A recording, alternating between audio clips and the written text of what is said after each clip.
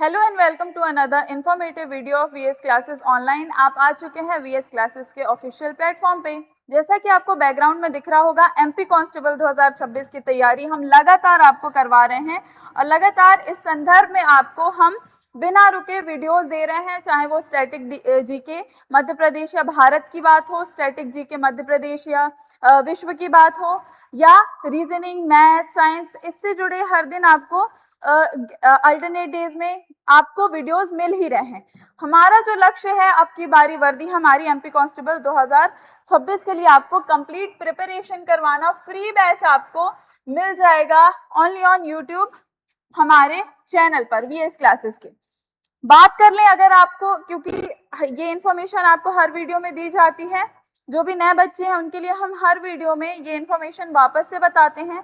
जो free batch आपको मिल रहा है उसके तहत हम आपको कंप्लीट सिलेबस देंगे, डेली क्लासेस मिलेंगी आपको, वीकली टेस्ट सीरीज होगा, पीडीएफ नोट्स मिलेंगे, मॉक टेस्ट होगा, डाउट क्लासेस होंगी और रिकॉर्डेड बैकअप होगा। 11 मई से ये लेक्चर स्टार्ट हो चुका है, बिना रुके आपको वीडियोस मिल जाएंगी। अब बात कर लेते हैं, मैंने अभी बोला पीडीएफ नोट्स के बारे में मैंने बात की, ठीक है। हाँ, पीडीएफ नोट्स के बारे में मैंने अभी आपसे बात की है।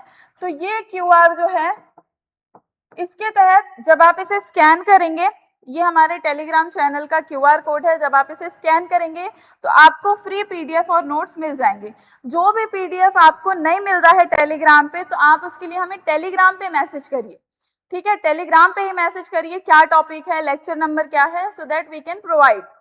फिर ये इंस्टाग्राम का है क्यूआर कोड, जब आप इसे स्कैन करेंगे तो ये जो क्यूआर कोड है ये यहाँ पर आपको इंस्टाग्राम चैनल पर हमारे ले जाएगा और यहाँ पर आपको शॉर्ट वीडियोस मिलेंगी, रील्स वगैरह मिलेंगी जो रिलेटेड होंगी मैथ्स की ट्रिक के, या फिर आपको रीजनिंग की ट्रिक्स मिल जाएगी। साथ ही साथ आपको और क्या मिल जाएगा इसमें, जो जियोपॉलिटिकल चेंजेस हैं, पॉलिटिकल चेंजेस हैं, कोई करंट अफेयर है, या फिर कॉन्स्टिट्यूशन से रिलेटेड कोई इंफॉर्मेशन है, अमेंडमेंट है, ठीक है, ये सारी चीजें, नई स्कीम है, ये सब कुछ आपको इंस्टाग्राम के पेज पर मिल जाएगा। तो आप इसे स्कैन कर लेंगे।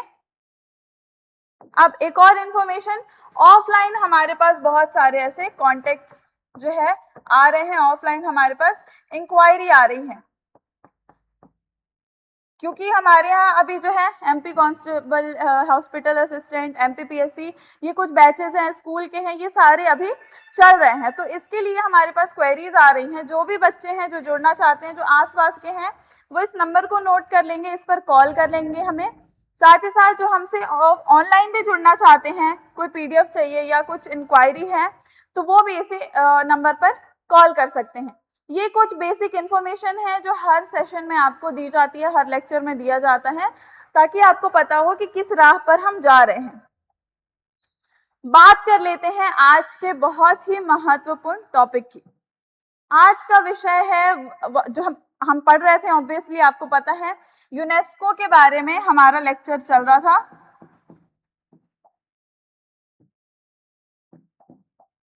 ठीक है। यूनेस्को जो है हमारा लेक्चर चल रहा था, विश्व धरोहर सूचियों के बारे में हम पढ़ रहे थे। उसका आज one short video, marathon video आपको मिलने वाला है। जो भी डिटेल लेक्चर है, क्योंकि जानते हैं, आप भी जानते हैं, हर कोई जानता है, हर स्टूडेंट जानता है कि डिटेल लेक्चर की बात कुछ और होती है। तो इसके अलग अलग लेक्चर्स भी आपको वीएस क्लासेस के ऑफिशियल चैनल पर मिल जाएंगे। आप यदि वहां जाएंगे तो आपको इस विषय से जुड़ा हुआ पूरा डिटेल लेक्चर मिल जाएगा। आज हम यूनेस्को विश्व धरोहर स्थलों के बारे में बात करने वाले हैं, जो कि मैराथन होगा। इस एक वीडियो में आपको सांस्कृतिक स्थल, प्राकृतिक स्थल और मिश्रित जितने हैं सारे सबके बारे में आपको इंफॉर्मेशन यहाँ पर मिल जाएगी एमपी कांस्टेबल 2026 के लिए, जिसमें आपको संपूर्ण थ्योरी मिलेगी, एक्सपेक्टेड पीवाईक्यूज लगवाए जाएंगे, और एक्सपेक्टेड एमसीक्यूज लगवाए जाएंगे, और जो भी स्थल है उसमें हम आपको करंट अफेयर भी अवेलेबल करवाएंगे। एक ही क्लास में आपका पूरा टॉपिक समाप्त कर दिया जाएगा। 100% एग्जाम ओरिएंटेड फैक्चुअल डिजायर आपको यहाँ पर मिलने वाला है।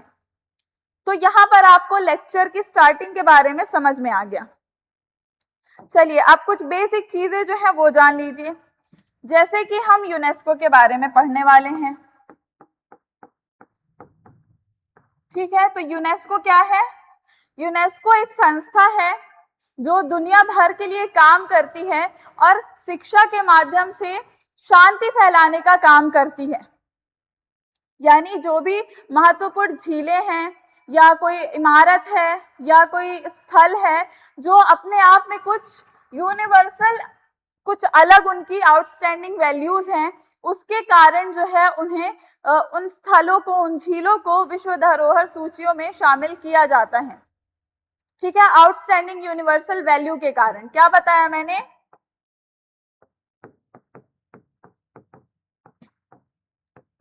आउटस्टैंडिंग यूनिवर्सल वैल्यू के कारण, यानी बाकी संस्थाओं से, सॉरी, बाकी धरोहर स्थलों से, बाकी झीलों से, बाकी इमारतों से कुछ अलग, या फिर उसमें कुछ विशेष होगा जो एक अलग संदेश देता होगा, जो देश भर को कोई अलग संदेश देता होगा, उसे इस यूनेस्को की विश्व धरोहर सूची में शामिल किया जाता है। उन्हें इस विश्व धरोहर सूचियों में शामिल किया जाता है। फिर हमने, जैसे बाकी के लेक्चर्स में हमने बात की थी कि यूनेस्को जो है वो कैसे डिसाइड करता है किसी एक कंट्री में कौन से ऐसे स्थल हैं जिन्हें इन सूचियों में रखने की जरूरत है। तो आपको यूनेस्को के बारे में समझ में आया कि ये एक संस्था है जो काम करती है पूरे दुनिया भर में कुछ भी अलग इमारत, कोई स्थल या झील या नदियां हैं जो कुछ अलग वैल्यू होल्ड करती हैं, जो अलग मैसेज देती हैं और प्रकृति का कुछ अलग नमूना है, उन्हें इन सूचियों में रखा जाता है। लेकिन कैसे तय करता है यूनेस्को?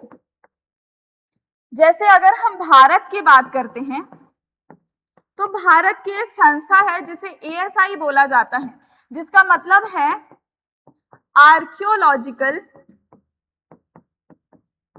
Survey of India.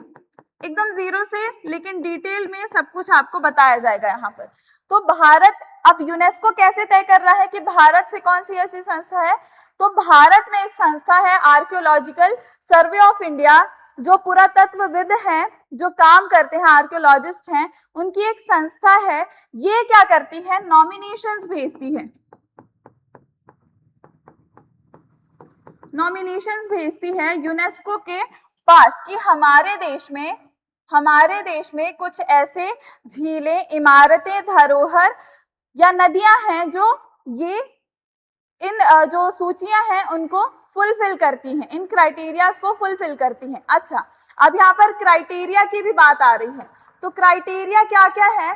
क्योंकि जो यूनेस्को है वो कुछ मानदंड तय करता है, कुछ मानदंड तय करता है कि सांस्कृतिक स्थल में अगर कुछ आ रहा है, सांस्कृतिक सूचियों में अगर कुछ आ रहा है तो उसके लिए कौन सा क्राइटेरिया, क्या मानदंड है, प्राकृतिक में आ रहा है तो क्या होना चाहिए, या मिश्रित है तो क्या होना चाहिए।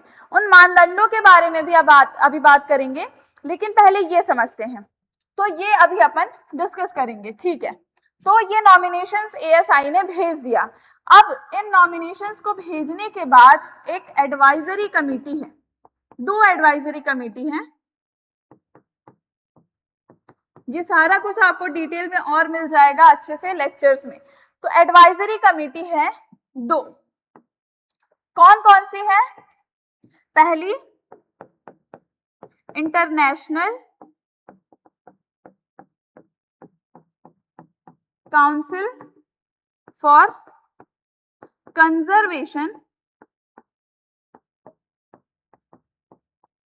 Of nature, IUCN। ये एक संस्था हो गई, या एडवाइजरी कमेटी आप बोल सकते हैं, यूनेस्को की पहली एडवाइजरी कमेटी। दूसरी है, दूसरे की भी बात कर लेते हैं, ठीक है। दूसरी कौन सी कमेटी है? दूसरे को हम बोल सकते हैं इंटरनेशनल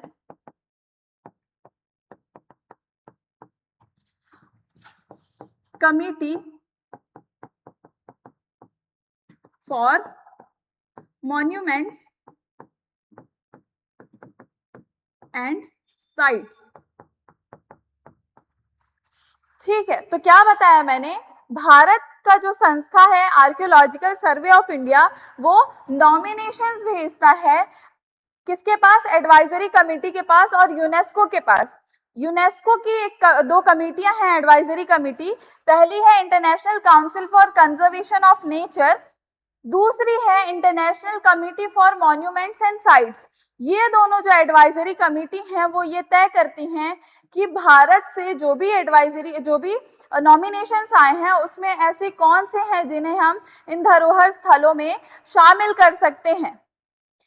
अब जो भी मानदंड तय किया गया है 10 है, टोटल 10 क्राइटेरिया है, ठीक है। इनमें से जो 6 है वो सांस्कृतिक के लिए है, बाकी जो है प्राकृतिक के लिए है।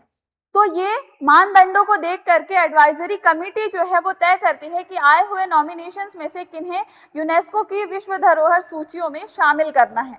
ये बेसिक चीज अगर आपको समझ में आ गई तो लेक्चर को एकदम अच्छे से समझ जाएंगे, क्योंकि आगे हम सिर्फ विश्व धरोहर सूचियों के बारे में ही बात करने वाले हैं। समझ में आया बच्चों इतना? तो आपको इंट्रोडक्शन मिल गया। अब बात कर लेते हैं, सबसे पहले हमारा जो टॉपिक है भारत के यूनेस्को सांख्यिकी का ढांचा 2026 के बारे में बात करेंगे हम, अपडेटेड पूरा बात होगा। तो अब भारत में बात करते हैं, कुल 44 यूनेस्को साइट्स हैं हमारे भारत में, ठीक है, जिसमें सांस्कृतिक आते हैं, प्राकृतिक आते हैं और मिश्रित आते हैं। सांस्कृतिक यानी कल्चरल साइट्स में 36 है, प्राकृतिक यानी नेचुरल में 7 है और मिश्रित में एकमात्र एक स्थल है। ये हमारे यहाँ डिवीजन किया गया है अलग अलग साइट्स का, जिसमें सांस्कृतिक में सबसे पहले जो सबसे आखिरी है जिसे अभी अभी यूनेस्को ने शामिल किया है सांस्कृतिक स्थल में, वो है मराठा मिलिट्री लैंडस्केप, जिसे 2025 में शामिल किया गया है सूची में।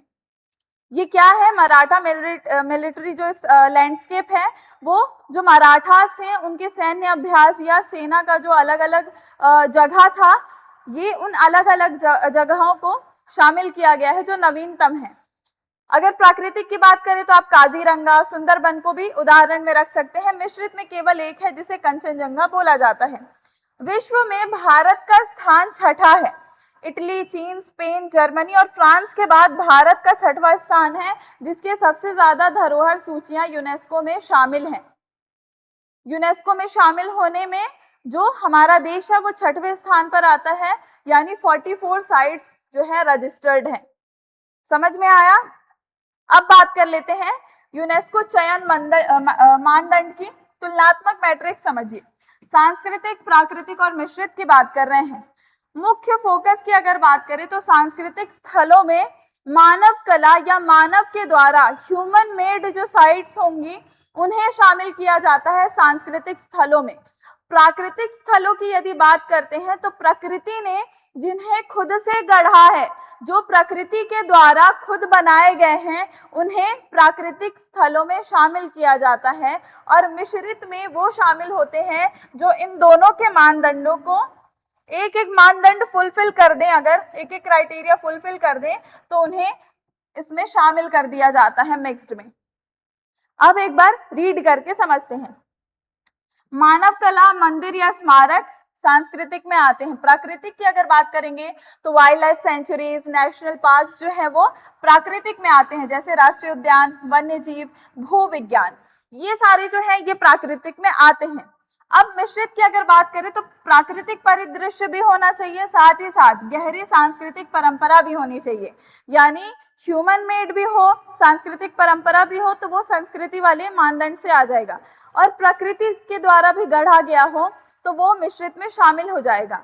मानदंड की अगर बात करें तो 1 से 6 जो है वो सांस्कृतिक मानदंड पर आता है, 7 से अगर 10 की बात करें तो वो प्राकृतिक में आता है। और इन दोनों में से अगर एक एक क्राइटेरिया जो है वो फुलफिल कर दे तो वो दोनों का मिश्रण कम से कम एक एक अनिवार्य होगा, तो वो मिश्रित स्थलों में आ जाएगा। एमपी कांस्टेबल विशेष की अगर बात करें तो इसे हमने डिटेल में नहीं पढ़ा है, ये आपको एमपी का स्टैटिक जीके जब पढ़ाया जाएगा मैम के द्वारा तब फिर आपको ये पूरा डिटेल में बताया जाएगा। जैसे मध्य प्रदेश के 3 स्थल हैं केवल और तीनों सांस्कृतिक स्थलों में आते हैं। कौन कौन से हैं? खजुराहो, सांची और भीमबेटका, ये इसी श्रेणी में आते हैं। एमपी कांस्टेबल के लिए याद रख लीजिएगा। प्राकृतिक की बात करें तो मध्य प्रदेश का कोई स्थल शामिल नहीं है और मिश्रित में भी कोई शामिल नहीं है, यानी मध्य प्रदेश की यदि बात करेंगे तो केवल 3 स्थल, तीनों सांस्कृतिक से आते हैं, खजुराहो, सांची स्तूप और भीमबेटका। ठीक है, तो ये 3 स्थल हमारे हो गए। अब यहाँ पर जो मानदंड की बात की गई है 1 से 6, 7 से 10, तो इसको भी देख लीजिए कि क्या क्या उसमें बताया गया है। अब आउटस्टैंडिंग यूनिवर्सल वैल्यू होल्ड करने के लिए कुछ आधार तय किए गए हैं, उन आधारों को आपको पूरा करना पड़ेगा, उन स्थलों को। तो सांस्कृतिक मानदंड की बात कर लेते हैं। सांस्कृतिक मानदंडों में टोटल 6 हैं, पढ़ लेते हैं। पहला, मानव रचनात्मक प्रतिभा की उत्कृष्ट कृति होनी चाहिए। दूसरा, मानवीय मूल्यों का महत्वपूर्ण आदान प्रदान हो, ह्यूमन वैल्यू वहां पर होल्ड करती हो। तीसरा, सांस्कृतिक परंपरा का अनूठा प्रमाण हो, कल्चरली वो कुछ वैल्यू होल्ड करता हो। चौथा, स्थापत्य या तकनीक के उत्कृष्ट उदाहरण हो, यानी टेक्नोलॉजिकल कुछ वहां पर एडवांसमेंट दिखाया गया हो। फिर यहाँ पर फिफ्थ हो जाएगा, पारंपरिक मानव निवास या भूमि उपयोग हो। ठीक है।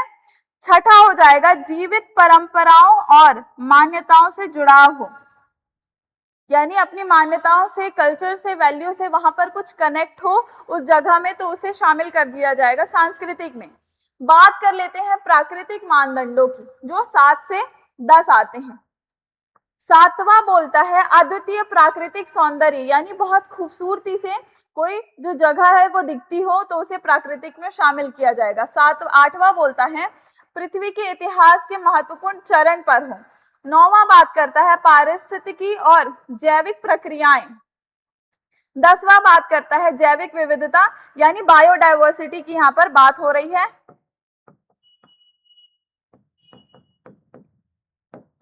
बायोडायवर्सिटी का संरक्षण यानी कंजर्वेशन होता हो। ये और ये आपको क्राइटेरिया अब दिख गया। अब यहाँ पर देखिए, मैंने आपको बताया था यहाँ पर 1 से 6 और 7 से 10 ये क्राइटेरिया को फुलफिल करना होता है। तो यूनेस्को के कुल 10 मानदंड हैं, क्राइटेरिया है। 1 से 6 कल्चरल है, फिर 7 से 8 नेचुरल है। चयन हेतु कम से कम एक मानदंड पूरा होना अनिवार्य है, कम से कम एक जो क्राइटेरिया है वो फुलफिल होना होगा, तभी सूची में शामिल किया जाएगा। ये आपको बेसिक चीज यहाँ पर क्लियर हो गई। अब आगे बढ़ते हैं और अपने जो टॉपिक है उसको स्टार्ट करते हैं, जिसमें सबसे पहले, क्योंकि आप एमपी कांस्टेबल का पढ़ रहे हैं तो एमपी स्पेशल फोकस कर लेते हैं। सबसे पहला बात करेंगे हम खजुराहो के स्मारक की। डिटेल लेक्चर में आपको ये नहीं मिलेगा, ठीक है, मैंने आपको बताया एमपी के स्टैटिक जीके वाले लेक्चर में इसके बारे में डिटेल मिलेगा। फिर भी बहुत सारी चीजें जो हैं मैं आपको बता दे रही हूँ। तो खजुराहो के जो स्मारक है उसे 1986 में यूनेस्को द्वारा शामिल किया गया था सूची में। चंदेल राजाओं के द्वारा यह निर्मित था और हिंदू और जैन धर्म का संगम था। अब खजुराहो के स्थल के बारे में कुछ बेसिक चीजें देख लेते हैं।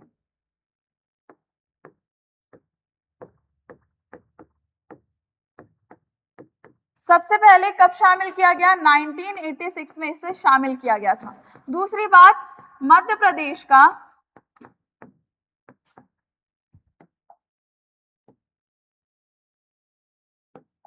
जस्ट अ मिनट, ठीक है, मध्य प्रदेश का पहला स्थल है जिसे शामिल किया गया है, जिसे सूची में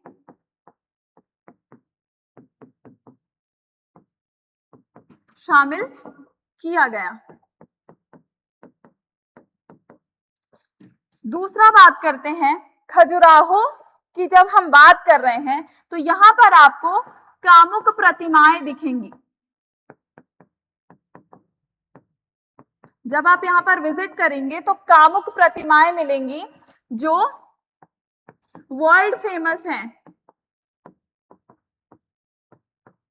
इंटरनेशनली भी इनकी बहुत ज्यादा क्या है, सराहना होती है। कामुक प्रतिमाएं यानी इरोटिक स्कल्पचर।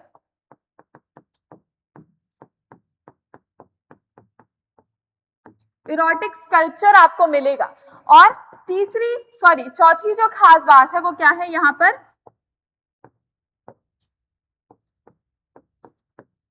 हिंदू और जैन धर्म का आपको यहाँ पर संगम मिलेगा, संगम मिलेगा, यानी किसी एक धर्म को यहाँ पर नहीं फोकस में रखा गया है, बल्कि यहाँ पर जो है खजुराहो की जो स्मारक है वहां पर हिंदू और जैन धर्म दोनों का संगम मिलेगा। और कामुक प्रतिमाएं जो वर्ल्ड फेमस हैं, जो इरोटिक स्कल्पचर है वो वर्ल्ड फेमस है खजुराहो के। फिर मध्य प्रदेश का पहला स्थल है जिसे सूची में शामिल किया गया और इसे 1986 में शामिल किया गया था। ये खजुराहो का पहला हो गया। अब बात कर लेते हैं दूसरे स्थल की, जो सांची के बौद्ध स्तूप है। ठीक है, सांची के बौद्ध स्तूप, इन्हें यूनेस्को में 1986 में सूचियों में शामिल किया गया। अशोक महान द्वारा निर्मित था, यानी सम्राट अशोक जो पहले बहुत क्रूर शासक थे, कलिंग के युद्ध के बाद से हृदय परिवर्तन हुआ, बौद्ध धर्म अपनाया उन्होंने और ये स्मारक और ज्ञान लेना शुरू किया उन्होंने। भारत का सबसे पुराना प्रस्तर ढांचा है जो ईंट से बनाया गया है, ईंट से बनाया गया है।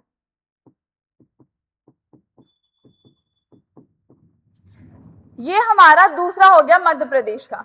तीसरे की अगर बात करें तो भीमबेटका की गुफाएं, जिसे 2003 में सूची में शामिल किया गया है, भीमबेटका जिसे 2003 में शामिल किया गया है। आदिम इतिहास का या आदिम मानव का बनाया हुआ ये गुफा है, जहां पर आपको बहुत सारी ऐसे पत्थरों पर बने हुए मिलेंगे कि जो आदिम मानव थे वो क्या क्रियाकलाप किया करते थे, सोना, बैठना, खाना, ये सारे आपको पत्थरों पर बने हुए मिलेंगे इस भीमबेटका की गुफाओं में। तो विंध्य पर्वत श्रृंखला में ये आते हैं और आदिम मानव द्वारा निर्मित शैल चित्र है, ये रॉक शेल्टर्स हैं जहां पर वो लोग रहा करते थे आदिम मानव। तो मध्य प्रदेश में कुल 3 विश्व धरोहर स्थल हैं और तीनों केवल सांस्कृतिक में आते हैं, सांस्कृतिक श्रेणी में आते हैं। ये एमपी स्पेशल 3 हमारा कंप्लीट हो गया, जिसका स्पेशल एक्स्ट्रा फैक्ट यहाँ पर है। अब बात कर लेते हैं पूरे भारत की, जिसमें सबसे पहले जब हम सांस्कृतिक की बात करेंगे तो अजंता एलोरा की गुफाएं कभी नहीं भूली जा सकती। अजंता और एलोरा की गुफाएं 1983 में शामिल की गई थी सूची में। इन दोनों का जो राज्य है वो महाराष्ट्र है। ये जो गुफाएं हैं, जो केव्स हैं अजंता एलोरा की, वो महाराष्ट्र में है। जिला है छत्रपति संभाजीनगर, औरंगाबाद। संभाजीनगर से भी 100 किलोमीटर और भीतर जंगलों के बीच में ये जो गुफाएं हैं वो गढ़ी गई हैं मानव के द्वारा। जो अजंता की गुफाएं हैं उसके बारे में यदि बात करें तो 29 गुफाएं हैं जो केवल बौद्ध धर्म, हीनयान और महायान को समर्पित हैं। लेकिन जो एलोरा की गुफाएं हैं वहां पर 34 गुफाएं हैं, जिसमें से 12 बौद्ध धर्म की हैं और हिंदू धर्म की 17 हैं, 13 से लेकर के 29, और 4 जो हैं वो जैन धर्म की हैं। तो यानी डिफरेंस भी मिल गया कि अजंता की जो गुफाएं हैं वो बौद्ध धर्म के लिए हैं और जो एलोरा की जो गुफाएं हैं वो 3 अलग अलग धर्मों का संगम है, जैन, बौद्ध और हिंदू।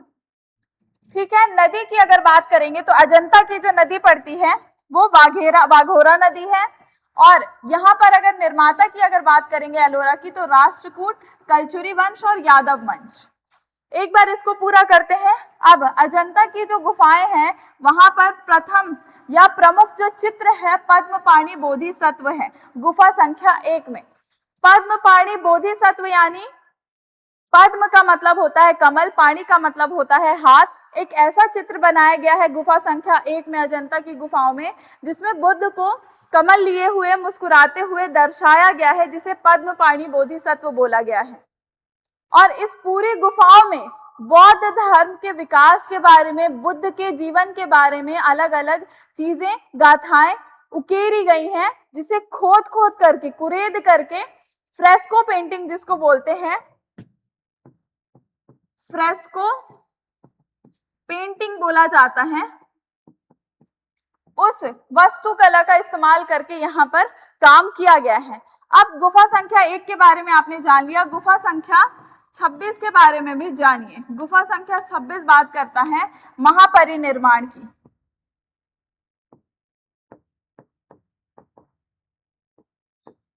महापरिनिर्वाण की बात करता है। महापरिनिर्वाण जो है वो क्या है? बौद्ध धर्म में जिस वक्त, जिस समय बुद्ध का देहांत हुआ था, उस समय को महापरिनिर्वाण बोला जाता है बौद्ध धर्म में। और उससे भी गुफा संख्या 26 में दर्शाया गया है कैसे जो बुद्ध हैं वो लेटे हुए हैं और मुस्कुरा रहे हैं हल्का सा, लेकिन वहीं जो उनके अनुयायी हैं, जो उनके फॉलोअर्स हैं, वो उदास मन से बैठे हुए हैं। तो ये आपने अजंता की गुफाओं के बारे में जाना। अब एलोरा की गुफाओं की बात करें तो कलचुरी और यादव वंश, राष्ट्रकूट, इनके वंश में बनाया गया था। प्रमुख आकर्षण का केंद्र यहाँ पर क्या है? कैलाश मंदिर, जो गुफा संख्या 16 है और एक ही विशाल चट्टान से निर्मित है। जो कैलाश मंदिर है वो आर्किटेक्चरल और इंजीनियरिंग का एक बेहतरीन नमूना है, क्योंकि कोई भी इमारत जब बनाई जाती है तो नींव से शुरू किया जाता है, यानी नीचे से ऊपर बनाया जाता है, बेस तैयार किया जाता है। लेकिन कैलाश मंदिर एलोरा की गुफाओं का गुफा संख्या जो 16 है, वहां पर इस कैलाश मंदिर को ऊपर से बनाना शुरू किया गया। एक चट्टान थी जिसे छेनी से तोड़ तोड़ करके एक मंदिर के आकार में गढ़ा गया और कहीं से भी वो पीछे नहीं है। एक बहुत ही सुंदर आकृति मंदिर की बनाई गई। और यहाँ पर एक इंपॉर्टेंट फैक्ट कि 20 के नोट पर ये एलोरा की गुफाएं आपको मिलेंगी छपी हुई। ये हमारे दो कंप्लीट होते हैं। अब बात करते हैं स्थापत्य के चमत्कार की, भारतीय नोटों पर अंकित धरोहरों की, जिसमें हमने 20 के नोट में एलोरा की गुफाएं हैं, 100 के नोट में आपको रानी की वाव दिखेगा। रानी की वाव जो है 2014 में सूची में शामिल किया गया। स्थान है पाटन, गुजरात, सरस्वती नदी से लगा हुआ। डिजाइन इसका कैसा है? उल्टे पिरामिड की तरह ये आपको दिखेगा। 7 मंजिला ये एक टेम्पल है, इन्वर्टेड टेम्पल जिसको बोलते हैं, और 100 रुपए के नोट पर ये अंकित है। 10 के नोट पर क्या बना हुआ है? 10 रुपए की नोट पर कोणार्क सूर्य मंदिर बना हुआ है। कोणार्क सूर्य मंदिर बना हुआ है, जिसे 1984 में सूची में शामिल किया गया था। कोणार्क सूर्य मंदिर जो है वो सन डायल की तरह काम करता है। ये एक बहुत बड़ा सन डायल है, ठीक है, जिसमें दो दो करके यहाँ पर कुछ ऐसा बना हुआ है और ये समय दिखाता है। और साथ ही साथ ये जो बना हुआ है इसमें कार्य बना हुआ है कि अगर जब धूप पड़ती है तो इसमें समय दिखता है और इस समय में क्या कार्य करना है वो ये घड़ी जो है, ये पहिया जो है या सन डायल जो है वो दर्शाता है। तो 10 के नोट में ये बना हुआ है। और स्थान क्या है इसका? कोणार्क सूर्य मंदिर का उड़ीसा, ठीक है, उड़ीसा में है। निर्माता है इसके पूर्वी गंगवंश, नरसिंह देव प्रथम ने इसे बनवाया था। डिजाइन कैसा है? 24 पहियों यानी 12 जोड़ी वाला विशाल रथ है, जिसे ब्लैक पागोडा के नाम से भी जाना जाता है। जो यूरोपीय नाविक आते थे, यहाँ से गुजरते थे इसके नदी के पास से, वो जब इस कोणार्क सूर्य मंदिर को देखते थे तो इसे ब्लैक पागोडा बोलते थे। पागोडा मतलब कोई ऐसा पवित्र स्थल। अब इसे ब्लैक पागोडा क्यों बोलते थे? क्योंकि बहुत ज्यादा भयावह दिखता था, रात में बहुत डरावना दिखता था, जिसके कारण जो विदेशी थे वो इसे ब्लैक पागोडा बोलने लगे। अब बात कर लेते हैं 50 के नोट की। 50 के नोट पर हम्पी का स्मारक बना हुआ है। हम्पी का स्मारक जिसे 1986 में शामिल किया गया। स्थान है इसका कर्नाटक, तुंगभद्रा नदी, विजयनगर साम्राज्य ने बनवाया था, ठीक है, विजयनगर साम्राज्य के द्वारा बनवाया गया था। डिजाइन कैसा था इसका? यहाँ पर विट्ठल मंदिर मिलेगा। विट्ठल मंदिर को म्यूजिकल पिलर्स या सारेगामापा पिलर्स भी बोला जाता है, क्योंकि जब आप इसे हल्का सा भी ठोकेंगे तो यहाँ से संगीत निकलता था, यानी सरगम वगैरह निकलता था, ठीक है, सुर निकलता था, जिसके कारण इसे जो विट्ठल मंदिर है यहाँ का हम्पी के स्मारक का, उसे क्या बोला गया? उसे बोला गया विट्ठल मंदिर म्यूजिकल पिलर्स। और इसके पीछे का रहस्य जानने के लिए अंग्रेजों ने इसके 2 पिलर्स को कटवाया भी था, लेकिन उन्हें इसके भीतर कुछ नहीं मिला। ये इस तरीके से बनाया गया है कि यहाँ से आवाज आती है। अब यहाँ पर देखिए, ये आपको पूरा फैक्ट मिल गया। यहाँ पर नोटों के बारे में भी मिल गया कि क्या अंकित है धरोहर में। आगे बढ़ते हैं, साम्राज्यिक वास्तुकला की बात करें, जिसमें मुगल और चोल वंश की बात करेंगे हम। मुगलों की अगर बात करेंगे तो आगरा का किला सबसे पहले आएगा विश्व धरोहर सूचियों में, जिसे 1983 में शामिल किया गया, जिसे लाल बलुआ पत्थर से अकबर ने बनवाया था। जब भी हम अकबर की बात करेंगे तब लाल बलुआ पत्थर साथ में चलेगा। अब यहाँ पर आपको मुसम्मन बुर्ज भी देखने मिलेगा। मुसम्मन बुर्ज वो जगह है जहां पर औरंगजेब ने अपने बाप शाहजहां को कैद किया था 8 वर्षों तक। 8 वर्षों तक इस मुसम्मन बुर्ज में जो औरंगजेब है उसने अपने पिता को कैद करके रखा था, जो एक ऑक्टागोनल स्पेस था जहां से वो सीधे अपनी बेगम के जो ताजमहल है उसे देखा करते थे। फिर बात कर लेते हैं हम हुमायूं के मकबरे की। ये हुमायूं का जो मकबरा है वो पहला ऐसा जगह है जो 4 बाग शैली पर बनाया गया है। देखिए यहाँ पर एक बात यह है कि जो मुगल्स थे वो अफगान से आते थे। अफगान जो था वो शुष्क इलाका था, बहुत सूखा हुआ था। जब वो भारत आए मुगल्स तो उन्होंने यहाँ पर ग्रीनरी देखी जिससे उन्हें बहुत ज्यादा लगाव हो गया, जिसके बाद से जो ये हुमायूं का मकबरा है वहां पर बाग ही बाग बनवाए गए। आप मकबरे की छत से किसी भी दिशा में देखेंगे तो आपको हर तरफ से 4-4 बाग दिखेंगे, जिसके कारण इसे 4 बाग शैली पर बनवाया गया था और इसे ताजमहल का पूर्वगामी बोला जाता है। जब आप ताजमहल देखेंगे और हुमायूं का मकबरा देखेंगे तो वो लमसम सेम दिखेगा, बस जो मीनार बना हुआ है बगल बगल में वो थोड़ा सा अलग दिखेगा आपको। तो ताजमहल बाद में बना लेकिन हुमायूं का मकबरा पहले बना। ठीक है, तो हुमायूं का मकबरा जो है वो आपको समझ में आ गया होगा। 1993 में से यूनेस्को में शामिल किया गया। मुगलों का शयनगार कहा जाता था इसे। ये जो हुमायूं का मकबरा है ये पूरी तरीके से एक कॉलोनी की तरह था। यहाँ पर बाजार लगना, बैठना, घर वगैरह जो है यहाँ पर सब कुछ होता था। अभी यहाँ पर आपको ग्रेवयार्ड की तरह ये आपको दिखेगा। ठीक है, अब बात करते हैं चोल वास्तुकला की। चोला आर्किटेक्चर की बात करें जहां पर मंदिरें बनाए गए हैं जिन्हें 1987 से 2004 तक एक एक करके शामिल किया गया। प्रमुख क्या है यहाँ पर महान चोल मंदिर की जब बात करेंगे तो ये तमिलनाडु में है। शुद्ध द्रविडियन शैली पर ये बनाया गया है। अब प्रमुख बात करें तो तंजावुर का बृहदीश्वर मंदिर है जो राजराज चोल प्रथम के द्वारा बनवाया गया था और इसका विमान या टावर जो है वो 66 मीटर ऊंचा है, जिसके शीर्ष पर 60 टन का पत्थर कैपस्टोन रखा गया है। ये जो आपको दिख रहा होगा ये कैपस्टोन है जो कितना 66 मीटर ऊंचा है, जो राजराज चोल प्रथम के द्वारा निर्मित था। ये आपका कंप्लीट होता है। समझ में आ गया मुगल आर्किटेक्चर, फिर चोला आर्किटेक्चर। अब आगे बढ़ते हैं और प्राचीन नगर और नवीनतम स्थल की बात करते हैं, जिसमें जब भी हम नवीनतम या प्राचीन आर्किटेक्चर की बात करेंगे या प्राचीन नगर की बात करेंगे तो सिंधु सभ्यता सबसे आगे निखर करके आती है, जिसमें हम धौलावीरा की बात करेंगे। धौलावीरा जो नगर है उसे 2021 में यूनेस्को में शामिल किया गया, सूची में शामिल किया गया, जो 40वां स्थल था, नवीनतम है और स्थान है इसका खादिर बेट, गुजरात, सिंधु घाटी सभ्यता।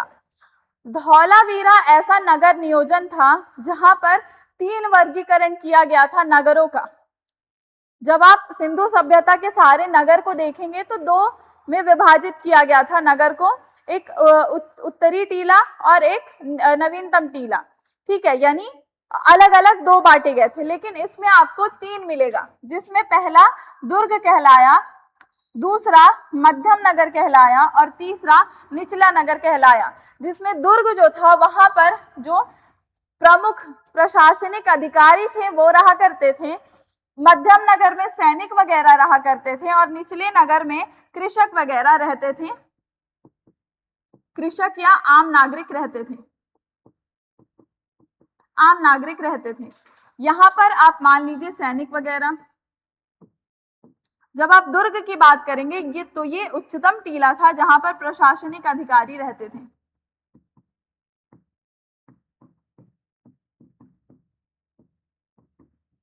प्रशासनिक अधिकारी रहते थे। तो ये 3 नगर नियोजन यहाँ पर था। दुनिया के सबसे उन्नत प्राचीन जल प्रबंधन प्रणाली 16 जलाशय आपको यहीं पर मिलेंगे। यहाँ पर आपको धौलावीरों में धौलावीरा जो है जलाशय मिलेगा, बहुत अच्छा जहाँ पर पानी स्टोर करने की बहुत उन्नत तकनीक बनाई गई है।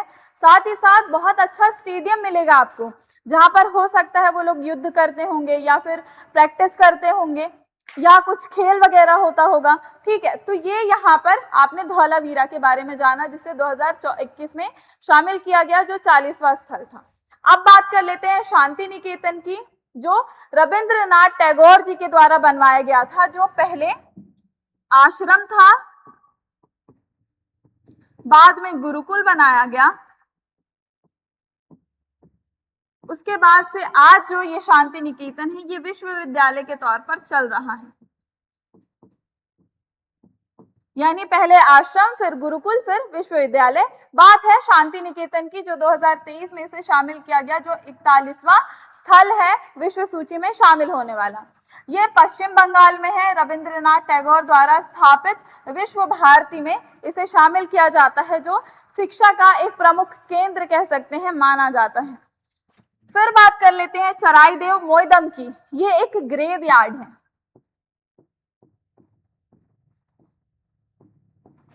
एक पिरामिड, जो पिरामिड है उससे इंस्पायर होकर इसे बनाया गया है, लेकिन ये गोलाकार में है। ये जो ग्रेव यार्ड है गोलाकार में बनाया गया है। ठीक है, ये 2024 में इसे शामिल किया गया था यूनेस्को की सूची में, जो 43rd है, और असम में है। ये अहोम राजवंश द्वारा बनवाया गया था, और शमशान भूमि भी इसे बोला जाता है, जिसका उपनाम असम का पिरामिड है। प्रमुख तथ्य आपको सांस्कृतिक स्थलों के बारे में यहां पर हो जाते हैं कंप्लीट। ठीक है, चलिए अब बात कर लेते हैं प्राकृतिक स्थलों की। आपके जितने भी सांस्कृतिक स्थल थे वो हो चुके हैं कंप्लीट। प्राकृतिक स्थल जिसमें असम का वन्य जीव गौरव देख लेते हैं। राज्य है असम, ठीक है, और हम बात किसकी कर रहे हैं? मानस राष्ट्रीय उद्यान की बात कर रहे हैं हम।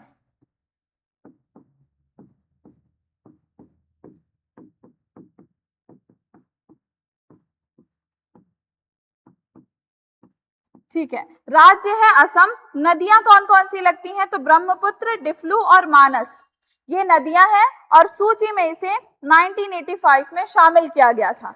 बायोलॉजिकल वेब बोला जाता है इस जगह को, क्यों? काजीरंगा राष्ट्रीय उद्यान की भी अगर हम बात करते हैं तो ये भी कहाँ है? ये भी असम में है, इसलिए आपको ये जगह बताई गई। तो मानस राष्ट्रीय उद्यान, काजीरंगा राष्ट्रीय उद्यान की बात कर रहे हैं। तो बील, यहाँ पर बील मिलता है। बील क्या होती है? उथली झीलें यहाँ पर मिलती हैं, और साथ ही साथ यहाँ पर हाथी घास मिलता है। हाथी घास क्या होता है? ऊंची ऊंची घास होती है, जिसे जो जानवर हैं, वन्य जीव जो हैं, वो इसे चरते भी हैं, खाते भी हैं, और इसमें छुपते भी हैं खतरा महसूस होने पर। उसे हाथी घास बोला जाता है।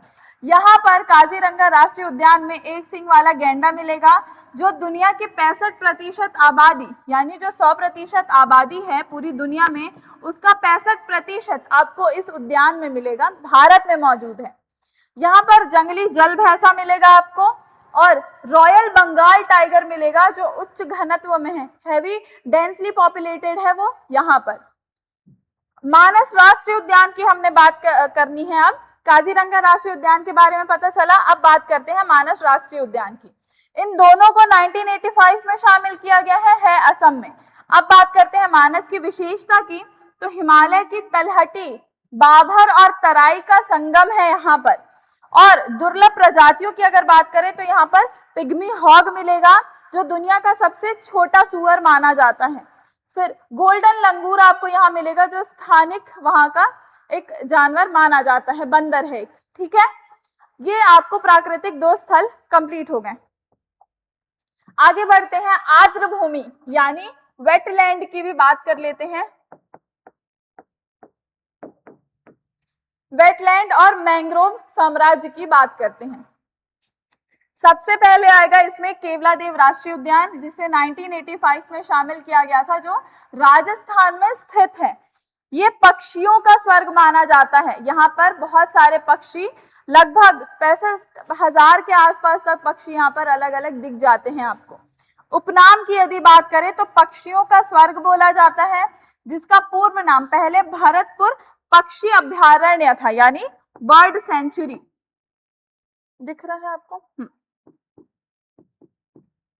बर्ड सेंचुरी बोला जाता था, लेकिन अभी इसे पक्षियों का स्वर्ग भी बोला जाता है। एग्जाम फैक्ट याद कर लीजिए, भारत का प्रथम रामसर स्थल है। रामसर स्थल यानी, रामसर स्थल का मतलब होता है किसी विशेष संधि के तहत अंतरराष्ट्रीय स्तर पर इसे सूची में शामिल किया गया है, ठीक है। और मॉन्ट्रेक्स रिकॉर्ड में शामिल है। ये जो उद्यान है केवलादेव राष्ट्रीय उद्यान, इसे मॉन्ट्रेक्स रिकॉर्ड में रखा गया है। मॉन्ट्रेक्स रिकॉर्ड में उन जगहों को, उन स्पेसिस को शामिल किया जाता है जिन पर कोई खतरा हो, और उसे बचाने के लिए, एकदम से संरक्षित करने के लिए इस रिकॉर्ड में रखा जाता है। यहाँ का आकर्षण अगर हम बात करेंगे इस उद्यान का, तो दुर्लभ साइबेरियन सारस का शीतकालीन प्रवास होता है। ये जो पक्षी दिख रहा है इसे साइबेरियन सारस बोलते हैं, जो शीतकाल में यहाँ पर वो लोग यहाँ पर आकर के रहते हैं। अब बात कर लेते हैं सुंदरबन राष्ट्रीय उद्यान की, जिसे 1987 में शामिल किया गया, जो पश्चिम बंगाल में स्थित है। यहाँ पे न्यूमेटोफोर्स मिलता है। न्यूमेटोफोर्स क्या होता है?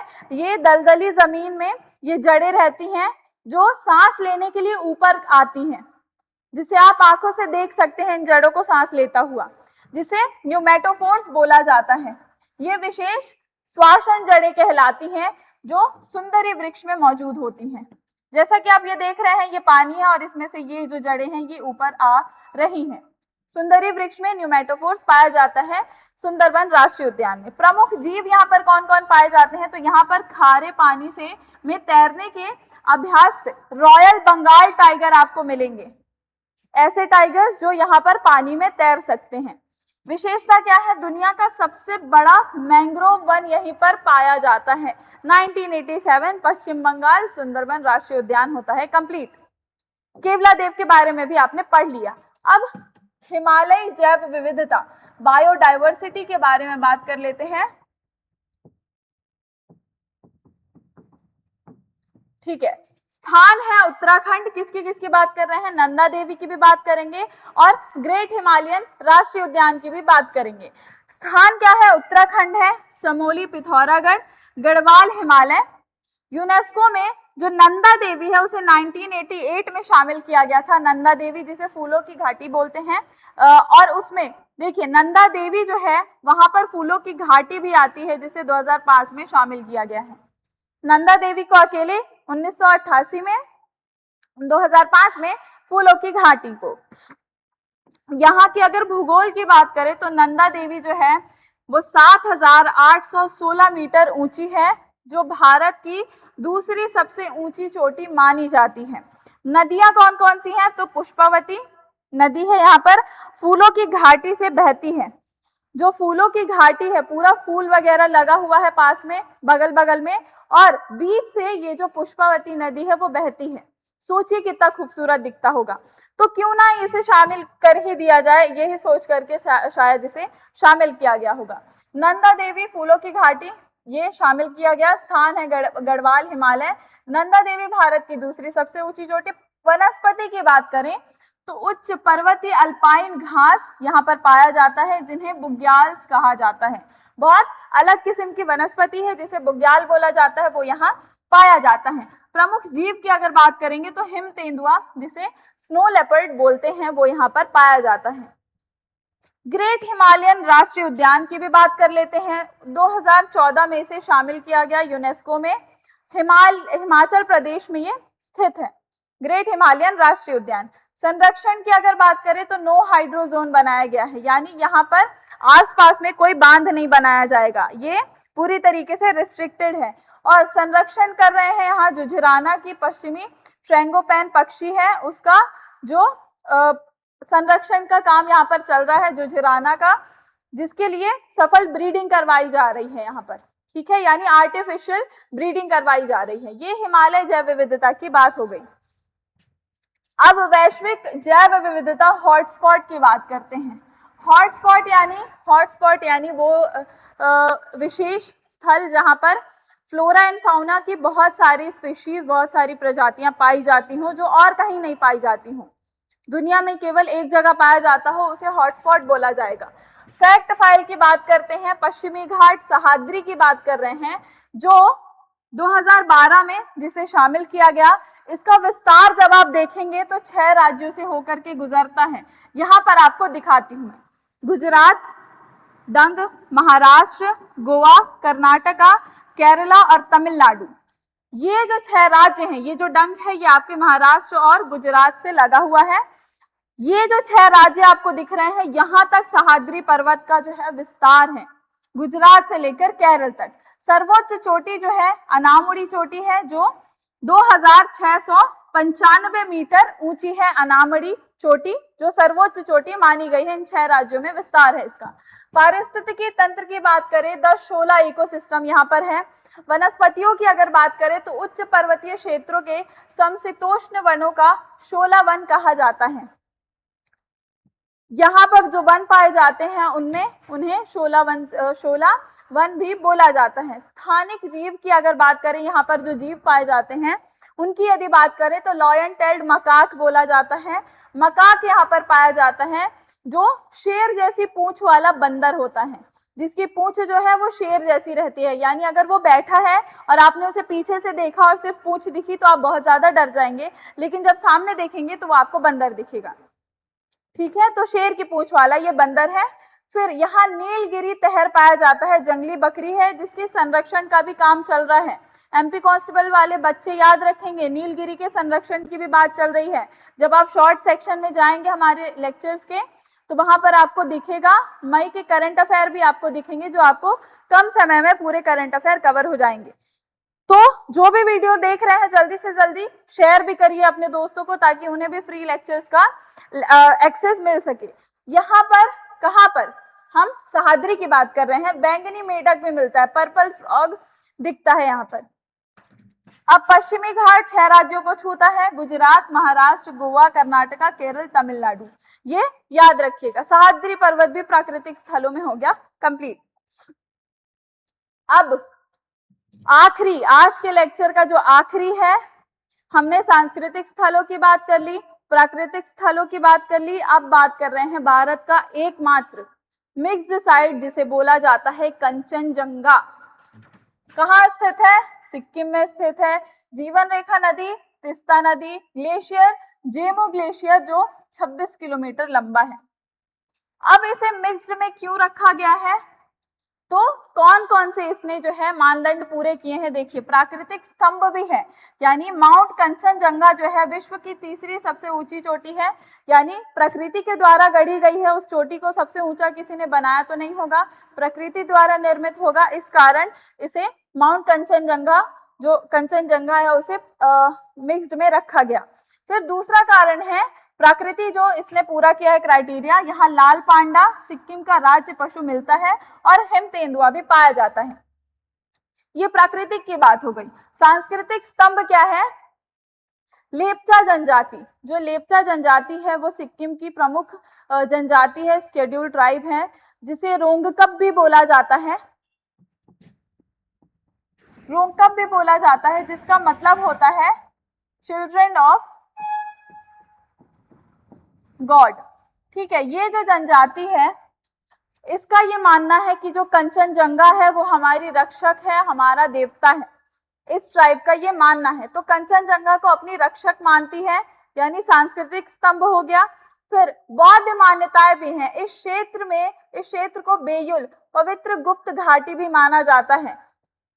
यहाँ पर वज्रयान जो बौद्ध धर्म का एक उपशाखा है उसका भी विस्तार आपको मिलेगा, और बौद्ध धर्म की घाटियां भी मिलेंगी और मंदिर मिलेंगे, तो पवित्र गुप्त घाटी भी मिलती है। ये दोनों क्राइटेरिया कंप्लीट करने के बाद से इसे मिश्रित स्थलों में रखा गया है। यहाँ का जो लाल पांडा है कंचन की जंगा पर रहता है, यानी कंचनजंगा पर रहता है। जितने प्रमुख फैक्ट थे जो जरूरी थे वो आपके हो जाते हैं कंप्लीट। अब बच जाता है प्रश्न लगाना और कुछ फैक्ट्स हैं वो देख लेना। टेंशन मत लीजिएगा, सब कुछ आपको मिल जाएगा। ये जो है ये सांस्कृतिक स्थल है।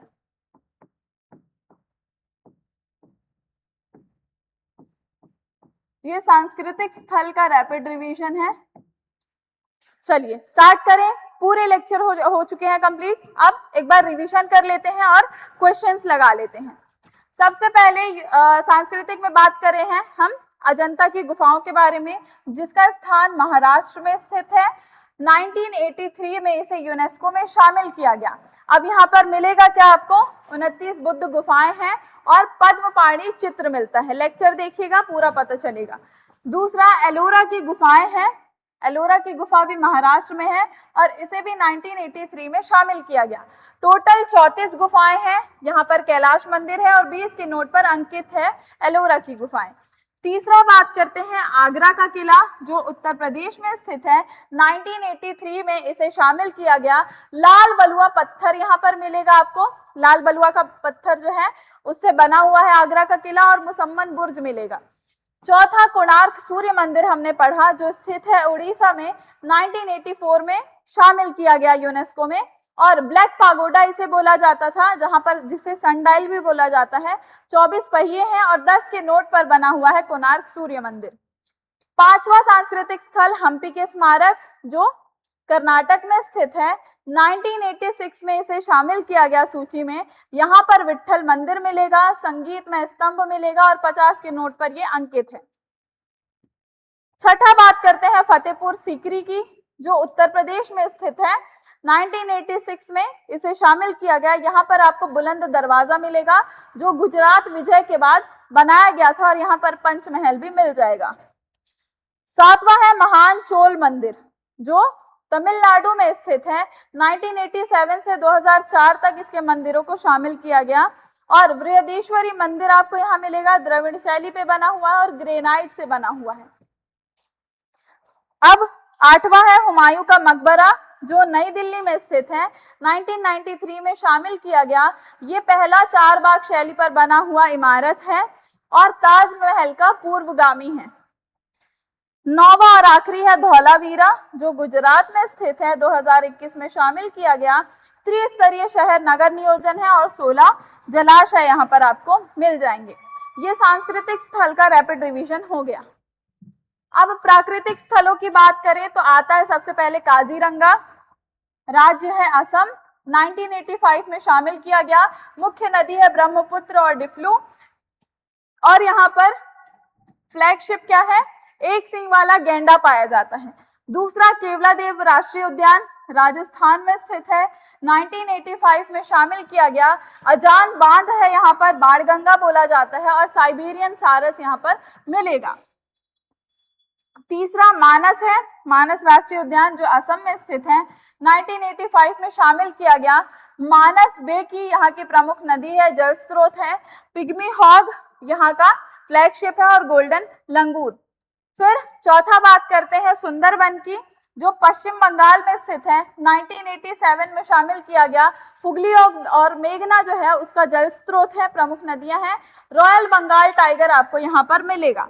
पांचवा नंदा देवी और फूलों की घाटी की बात करें तो उत्तराखंड में स्थित है। 1988 से 2005 तक शामिल किया गया। पुष्पवाती जो नदी है यहाँ पर आपको मिलेगी, और हिम तेंदुआ यहाँ पर आपको प्रमुख फ्लैगशिप है। फिर पश्चिमी घाट की बात करें तो 6 राज्यों से होकर के ये गुजरता है। 2012 में शामिल किया गया।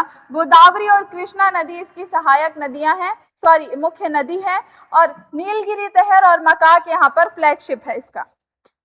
सातवां है ग्रेट हिमालयन, जो हिमाचल प्रदेश में है। 2014 में शामिल किया गया। तीर्थन और सेंज ये यहाँ की प्रमुख नदी है, जल स्रोत है। जुजुराना जो है पक्षी है, जिसके संरक्षण की बात चल रही है और ब्रीडिंग करवाई जा रही है। आठवां है खांगचेंदजोंगा मिश्रित स्थल कंचनजंगा, सिक्किम में है। 2016 में शामिल किया गया। तिस्ता नदी इसका जल स्रोत है और लाल पांडा यहाँ पर मिलता है। यानी सांस्कृतिक और प्राकृतिक दोनों आपके हो चुके हैं। सर्वाधिक स्थलों वाला राज्य, ये कुछ प्रश्न हैं जो एमपी कांस्टेबल में फोकस करके पूछ सकता है आपसे। तो सर्वाधिक स्थलों वाला जो राज्य है, भारत में सबसे अधिक यूनेस्को विश्व धरोहर स्थल जो है वो महाराष्ट्र में पाया जाता है। कुल 5 स्थल यहाँ पर हैं। 5 स्थल यहाँ पर शामिल किए गए हैं। मध्य प्रदेश के यूनेस्को स्थलों की बात करें तो यहाँ पर 3 स्थल है, खजुराहो, सांची और भीमबेटका। ठीक है, कोई प्राकृतिक या मिश्रित स्थल एमपी में नहीं है, केवल 3 है जो सांस्कृतिक में है। यूनेस्को में शामिल पहला शहर कौन सा है? तो अहमदाबाद को शामिल किया गया है 2017 में। दूसरा शहर जयपुर 2019 में शामिल किया गया। अब एलोरा में बौद्ध, हिंदू और जैन तीनों गुफाएं हैं, जबकि अजंता में केवल बौद्ध गुफाएं हैं। 2014 के बाद से भारत का कोई भी शुद्ध प्राकृतिक स्थल मुख्य सूची में नहीं जुड़ा है, यानी प्राकृतिक आखिरी स्थल जो है वो 2014 में शामिल किया गया था। ये फैक्ट है, पूरा फैक्ट है, एमपी कांस्टेबल में पूछ सकता है, पढ़ लो अच्छे से। चलिए, ये आपका कुछ इंपॉर्टेंट है। भारत का प्रथम रामसर स्थल केवलादेव है 1981 में, मेंट्रॉक्स रिकॉर्ड में शामिल केवलादेव और लोकटक है। असल में आपको इसका स्क्रीनशॉट लेना है, इसका स्क्रीनशॉट लीजिए और इसको पूरा याद कर लीजिएगा। ठीक है, ये इंपॉर्टेंट है, फैक्ट है जो कि याद करना जरूरी है। ले लिए? चलिए अब बात कर लेते हैं प्रश्न एवं उत्तर की। स्टार्ट करें। पहला प्रश्न है, कौन सा राष्ट्रीय उद्यान मॉन्ट्रेक्स रिकॉर्ड में सूचीबद्ध है? कौन सा ऐसा जगह है जो मॉन्ट्रेक्स रिकॉर्ड में, जो खतरे की सूची में जिसे शामिल किया जाता है, कौन सा है ऐसा? सुंदरबन नहीं है, काजीरंगा नहीं है, ये भितरकनिका ये तो हमने पढ़ा ही नहीं, तो जाहिर सी बात है केवलादेव के बारे में मैंने आपको बताया था, रामसर स्थल, और इसे मॉन्ट्रेक्स रिकॉर्ड में रखा गया है। दूसरा प्रश्न है, दुनिया का सबसे छोटा जंगली सुअर पिग्मी हॉग कहाँ पाया जाता है? वो मानस में पाया जाता है। तीसरा प्रश्न है, गोल्डन लंगूर मुख्य रूप से कहाँ की प्रजाति है? बताएंगे आप, बताइए। गोल्डन लंगूर मुख्य रूप से कहाँ की प्रजाति है? तो हमने पढ़ा था पिग्मी हॉग, और जो हाँ गोल्डन लंगूर है वो कहाँ की फ्लैगशिप है? वो मानस की फ्लैगशिप है, यानी दोनों मानस में आएंगे। फिर बात करते हैं चौथे प्रश्न की। सिंधु घाटी सभ्यता का वह एकमात्र स्थल कौन सा है जो 3 भागों में विभाजित था? 3 भागों में, जिसका नगर नियोजन 3 भागों में विभाजित था, सिंधु घाटी का। तो क्या ये सब सिंधु घाटी में आते हैं? नहीं, केवल हमने धौलावीरा पढ़ा है जो सिंधु घाटी में आता है। ठीक है, अब पांचवा प्रश्न, मिश्रित श्रेणी का अर्थ क्या है? मिश्रित श्रेणी का अर्थ क्या है? बहुत सिंपल क्वेश्चन है, वो जो प्राकृतिक और सांस्कृतिक दोनों में शामिल हो। ये आपके 5 प्रश्न, ये सारे एक्सपेक्टेड एमसीक्यूज हैं जो आ सकते हैं, आपके एग्जाम में पूछ सकता है।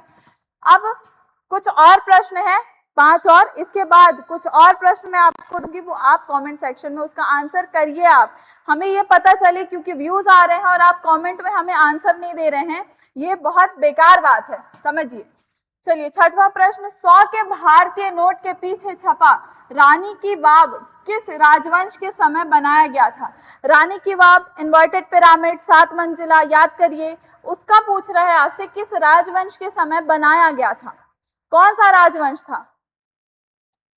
क्या वो राजपूत ने बनवाया था, चंदेल, सोलंकी या राष्ट्रकूट? तो करेक्ट ऑप्शन क्या होगा?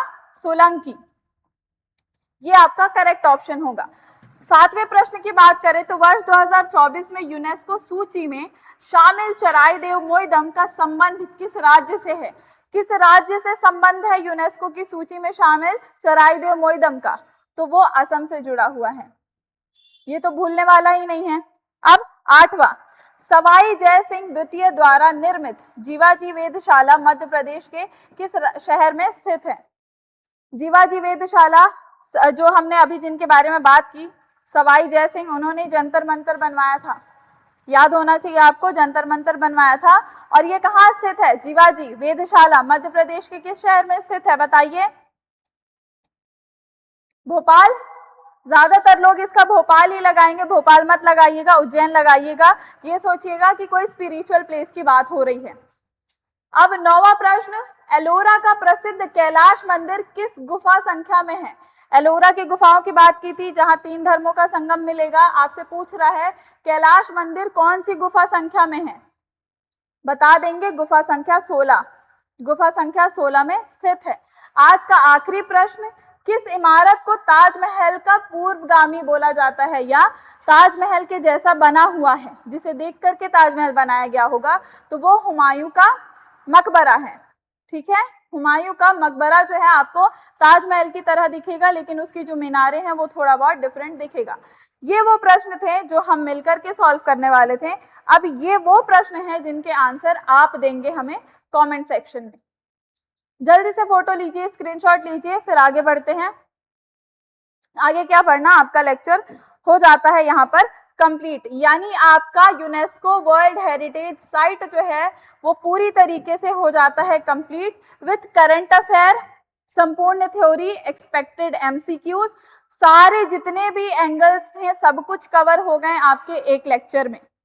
वन शॉट वीडियो देखिए, वन शॉट वीडियो के साथ साथ अगर और डिटेल में चाहिए, जैसे जंतर मंतर का डिटेल्स आपको इस वीडियो में नहीं मिला है, मैंने आपको सिर्फ पढ़ाया है, तो ये सारी चीजें देखने के लिए आपको जो डिटेल लेक्चर है वो देखना ही पड़ेगा।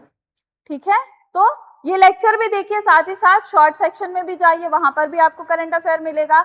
इसके बाकी जो डिटेल लेक्चर है वो भी देखिए, ज्यादा से ज्यादा लेक्चर्स को शेयर करिए, क्योंकि फ्री लेक्चर मिलना बहुत बड़ी बात होती है ना, तो उसको शेयर करिए। मैं मिलती हूँ आपसे नेक्स्ट टॉपिक के साथ नेक्स्ट वीडियो में। बहुत बहुत धन्यवाद देखने के लिए।